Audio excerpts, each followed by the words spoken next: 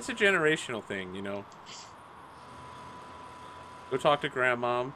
She's like 800. She's fine. Still talking about how those Huzzah! humans rolled in.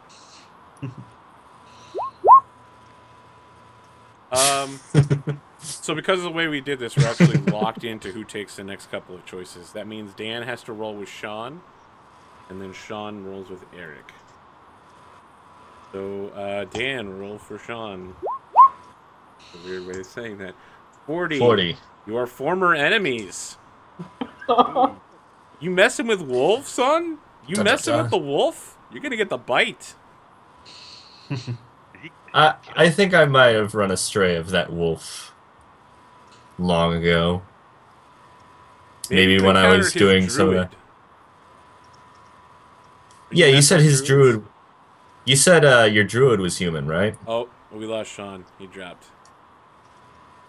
And yes, his druid was a human. So maybe he was.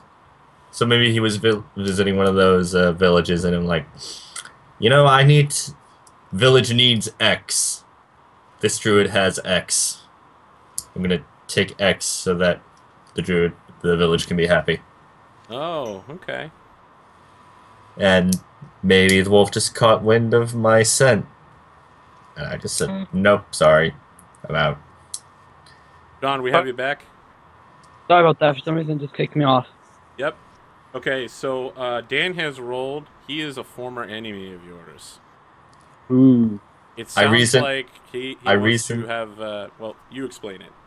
I reasoned that I might have stolen things from your druid when you were but a wolf to help my village, you know, in my own way. Okay. So maybe after all those years, either you don't recognize me or I don't recognize you, or more likely I don't recognize you now that you're human. Yeah, I can see that. Okay, so you have a secret enemy now, Dan. Dang. In your party. You have a habit of just... You and party members, Dan, you just can't make friends. I mean, you're no books, Cannot but... get along. I was books 2.0. Yeah, right up until you died, and then died again. No, I never died the first time. The beer fiasco? So let's that see. thing we'll never talk about again? Yeah. Sean, you're up. You roll a D100 to see how you relate to Eric and his character. So how do I do this again? Like roll, slash? Yep, slash roll. Slash R. D100. Oh yeah, you can do slash R if you want to be fancy. D100? Yep, 1D100. Mm-hmm.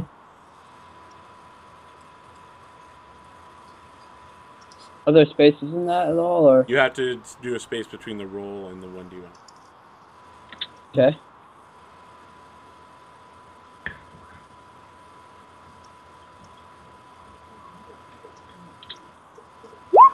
Boom. Yeah, I did it right. Nice. First roll of the 37. campaign.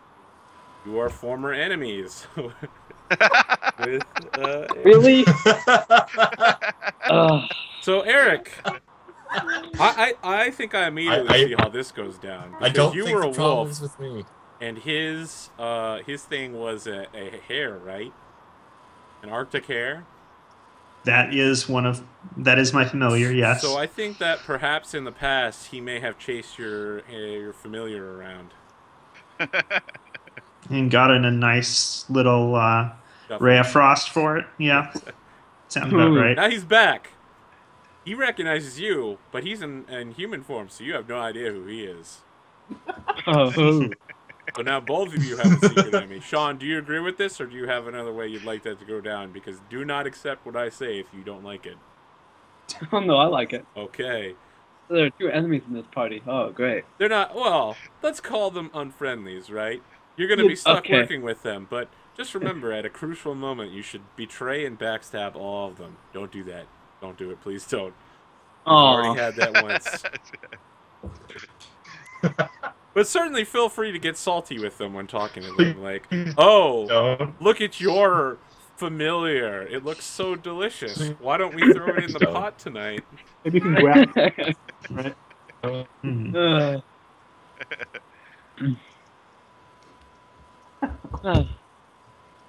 All right, so I think that kind of wraps up character backgrounding. Over the week, hopefully everyone will get a chance to throw all of their traits together and send me a detailed background. So if you rolled up on the character generator, kind of take it all, put it into a story together, and then send it to me. I'm sure that Dan and Eric, who are both old hands at this, can provide an example to everybody else. Counting on you guys, senior role player dudes. Who's You've been here and done it before. I mean, I already did it, so I think it's just gonna be Dan for you. Who's that? On the email chat, someone was talking about fancy, writing ability. Fancy writing ability? Where's that at? Thought someone had that. Someone was doing that. Nope. Nope. That's not mine. Don't know what you're talking about. Darn it. So, we're going to get started. We probably have like another half an hour of play. We're going to get to probably the first combat, and then we're going to call it a night while everyone gets their characters together, does equipment and everything. But let me do my amazing overlord narrator voice, which isn't very good, but I got to get in character for a second. The sleepy village of Heldren has rarely seen so much excitement or concern.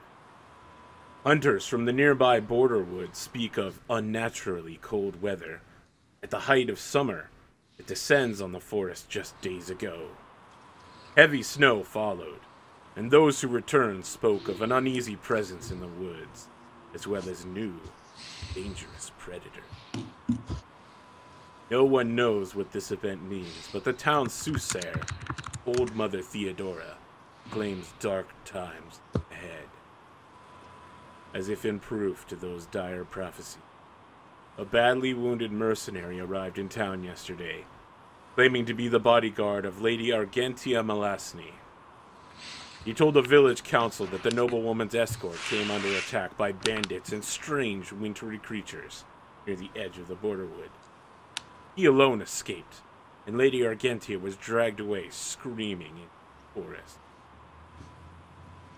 Now the townsfolk cast fearful eyes toward the snowy forest, worried what else might emerge to threaten their peaceful lives. So, you guys have a background together. You have a reason, you have a reputation. You find yourselves standing in the village of Heldren. We have this fantastic Heldrenic map. Boom. Unswirling. There we go. You're standing in the town square of Heldren together, and you hear these rumors. Anyone that has it can make a knowledge local or diplomacy check to speak with a man who's walking by. He's carrying blankets and some bandages and a pot of what seems to be like steaming hot water. Oh, well, I'm sorry, is the name Eliora? Yeah, that sounds about right. Eliora? Okay, so Eliora, you stop him and you're just basically like, hey, what's up? And he's like, oh, I want to talk to you. He's like, Noble Paladin, what can I do for you this day? We heard there was some trouble in the neighborhood. All this weird weather and odd creatures, missing people. Anything you might be able to tell us a little more about that? So, you actually got 6 degrees of success. So a bunch of other people are walking over to come talk to you. And this is how it goes down. So he turns to you with these blankets and bandages and says, oh, my Lady Paladin, everyone says the weather here is unseasonably cold for the midsummer. It even snowed in the Borderwood, they say. Many suspect magic is involved, and some fear Kadiran agents played a role in it. And then, like a young boy runs up, and like most Paladins, completely clean-shaven. So he's probably like 15, 16. And he says, hi there, old man Darsby. Claims that someone keeps stealing from his fields. It wasn't me this time. I mean, it wasn't me. His farm lies closest to the Borderwood there. Half his crops died off to them icy frosts. and the rest had to be carried off again. Wasn't me. And an old man in a farmer's hat walks up, and you're pretty sure it's old man Darsby, as he keeps giving this kid a look, and he says, "Well, now, one of them farmer's sons took ill a few days ago after falling through some ice at the Wishbone Creek there. Boy said he spotted a white stag in the forest, heard it talking to him, and then tried to follow. You know how these kids are, can't trust nothing they say." And yet another person. Can't believe Let's roll it out of the water. Holy crap, man! This one is wearing like a Tom Militia outfit of Talador, again completely clean shaven, and he says, attention, Paladin! A group of rangers went into the border wood called the High Sentinels. They keep bandit activity curbed. They're doing a good job. Perhaps soon, the brigands that attacked Lady Argentia will be stopped by them. He will be brought back safely. And someone else pushes in front, and this time it's an old washerwoman who's just like, "Is that a paladin? I want to talk to him." "Well, now, locals say a hunter named Dryden Kep claimed he saw a giant white weasel on High Ridge in the forest. No one believed him, so we went back to trap it and prove him wrong. That's my husband, so if you see Dryden Kep out here, you make sure to bring him back and then whoop his ass." He left without doing the dishes. And finally, the only man in the entire village with facial hair, obviously the noble, because in Taldor, only nobles can have facial hair. He's got a mustache. And he approaches you and says, "My Lady Paladin, 2 weeks ago, Lady Argentia Malasny traveled past Heldrin on her way to Opara from Zimar to meet her betrothed. Rumor has it the two didn't get along. Lady Argentia caused a scandal by calling off the arrangement, returning home. I don't suppose I could ask you and your friends to look into this.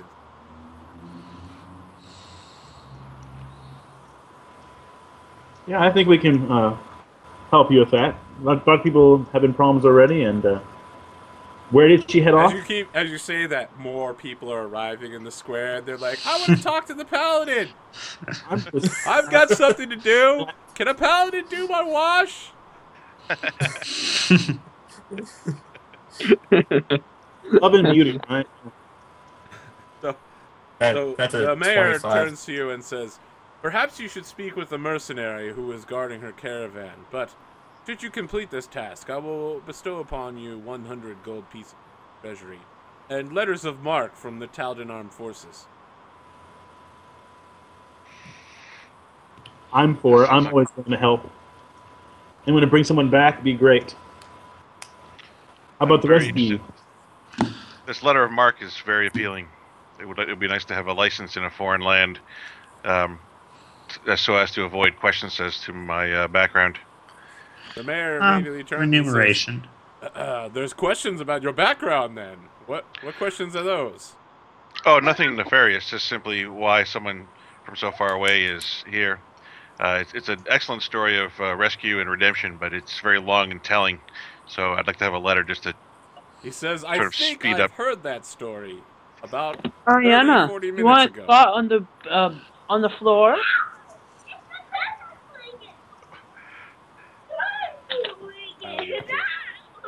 Sean, I think your mic is open again, by the way. Yeah. Oh, sorry. Yep.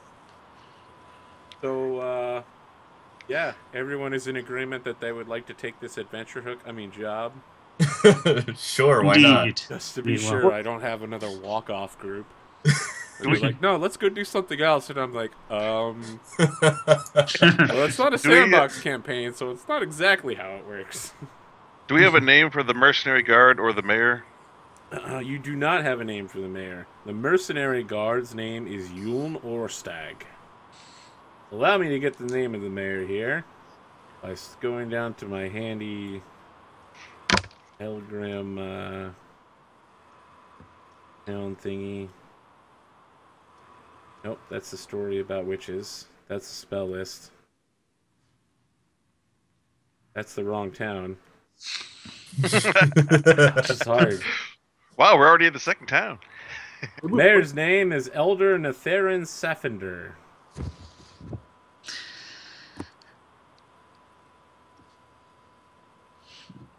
And as you already know, Heldrin appears to be an open, friendly, and tolerant town. Because there's people literally coming streaming out of their houses to come and talk to you. Especially that paladin who's super friendly. For a tiefling, too. Yeah. That tiefling paladin. Yeah.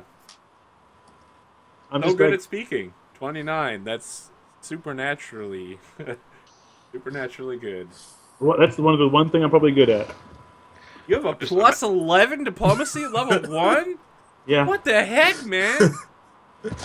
How did you manage that?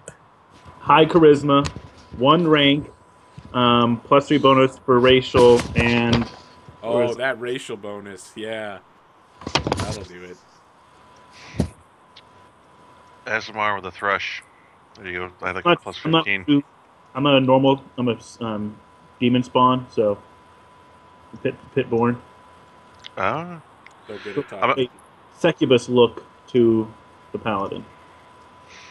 I'm imagining farmers walking up and just opening their mouth and does that look infected to you in the tooth in the back? And just trying to get paladins can heal, right? Like someone got talking to a doctor at a party. Is this a rash? I heard you were a healer. Oh, that's going to be a thing now. That's going to happen. So thank you for that. Oh, no, that's right. I took a skill-focused diplomacy in my feet, too. Oh, wow. Skill-focused diplomacy. Oh, sweet. That's hardcore, man. Well, yeah. All right. That would do it. Yeah. That actually helps me out. That will encourage me to go knowledge local over diplomacy. So I'm glad we did this. I'm glad you smoked that roll. Diplomacy might be important for this campaign too. Yeah, good to know we have someone who's decent at it. All right. So, what would you guys like to do? You've been told that you have a job to look after Lady Argentia Malesny. Well, I feel pretty confident about the temperature right now, but I'm wondering about some of the other players, if they might need some warm blankets and heavy clothing. This feels positively balmy to me. I'm going to sort of whisper. Well, whispering would be rude. I don't think I would do that. I'll speak in common then, not Tien, to Yukiko and say, did you, is this you? This weather, is this your doing? Whoa. Is this a... Wait. I'll speak back in Tien. Of course not. Feels... So one of the people running up is like, hey, are you speaking Tien? I want to practice my Tienese. Please. I will speak back in Tien. Please feel free to practice. We are guests in your land and appreciate your hospitality. He's like, I like eat soup, warm mushrooms. I will smile and nod my head And the bow. mayor just like puts a hand on the guy's face and just starts pushing him backwards. He's like, please, continue your conversation without our town idiot.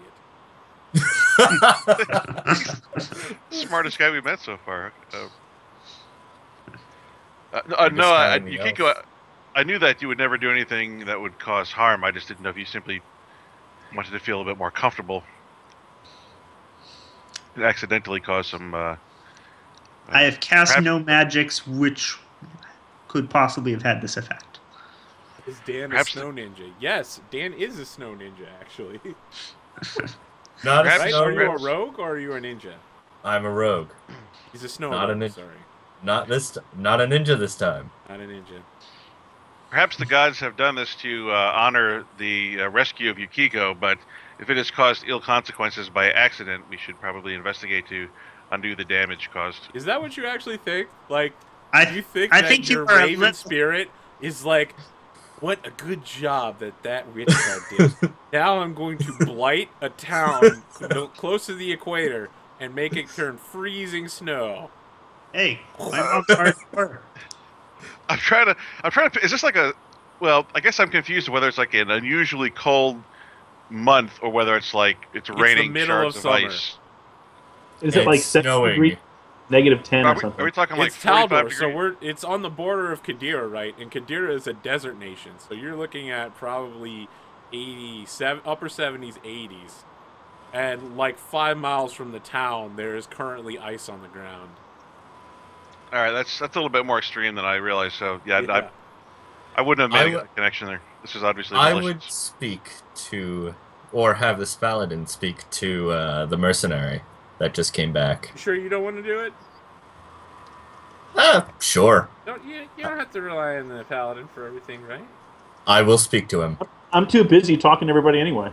Yeah, I mean, that paladin is currently being swamped by people asking about their various oozing orifices. Is this look infected? Is that gangrene, or is it just necrotitis? Just let your own hands me.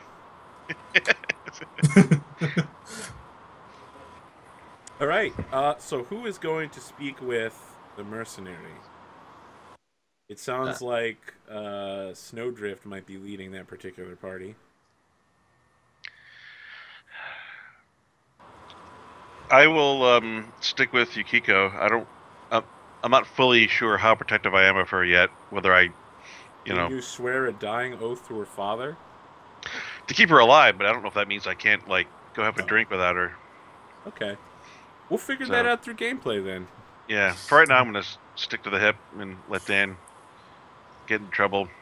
By the way, that Dan, I dying love your father thing sounds pretty extreme though. Like that sounds pretty serious. Yeah, I don't think I'd just like, yeah, I'll get a cheeseburger, she'll be fine. Dan,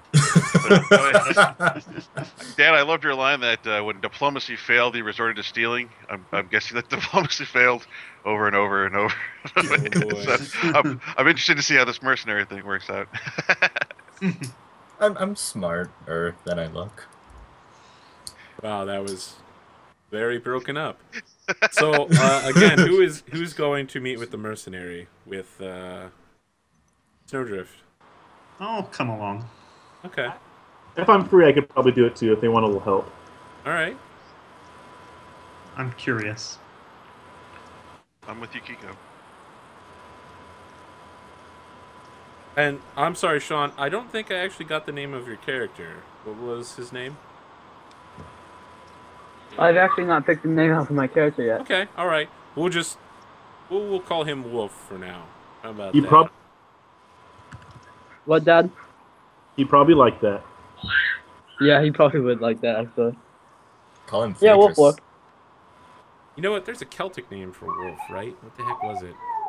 WULF? I know Phaedrus is Greek for like the wolf thing. It's like it's in the opening of Zen and the Art of Motorcycle Maintenance, and he keeps saying, "Oh, it's the light." It's like, no, it's actually the wolf.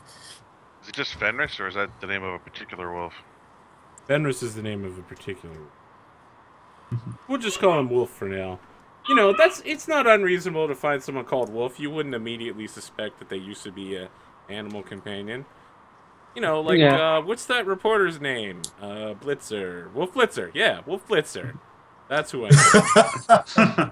I don't know why I immediately thought of the word Blitzer without Wolf, but yes. Ulfur. ULFUR. I believe. Okay, so you all meet with Yulm Orstag, and the gentleman who was carrying the blankets and the steaming water and the bandages escorts your party over. And Yulm is currently like in a full body cast with just his upper torso out. It seems like he probably was beaten nearly to death, and then using his Arctic rage of being an Ulfin, literally crawled into town before almost collapsing. So this guy is hardcore. I mean, can anyone make a heal check when you enter the room? Nope. Yeah, you look him over. He looks bad. You're not really... there's bandages and stuff. I mean, it's hard to tell what with his immensely broken nose.